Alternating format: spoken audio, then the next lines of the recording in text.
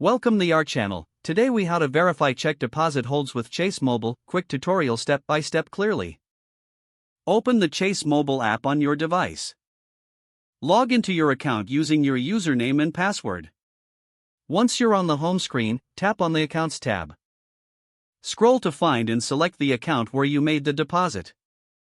Look for the Recent Activities section to view your transactions.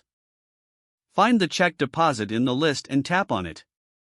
A new screen will display the details of the deposit.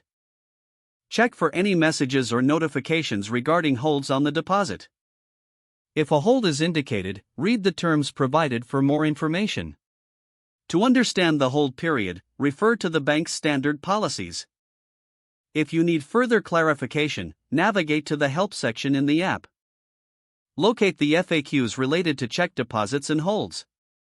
Contact customer service if you have specific questions about your deposit hold. Follow the prompts to connect with a representative. Make sure to have your account information handy for reference.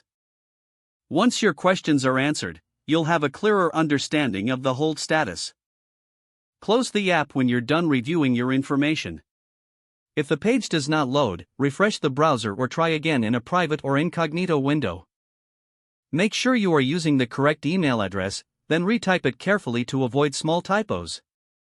If your password is not accepted, use the reset option and create a new strong password you can remember. Check your spam folder for verification or security emails, then complete any requested confirmation steps. Enable two-factor authentication if available to improve account security and reduce unauthorized access risk. After signing in, review your profile details so your contact information and settings are accurate and current.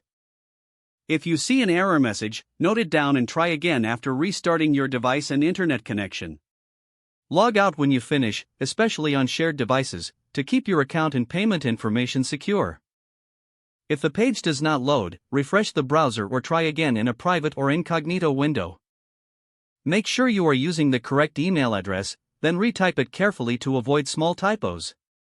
If your password is not accepted, use the reset option and create a new strong password you can remember. Don't forget to like this video and subscribe to our channel for more step-by-step tech guides.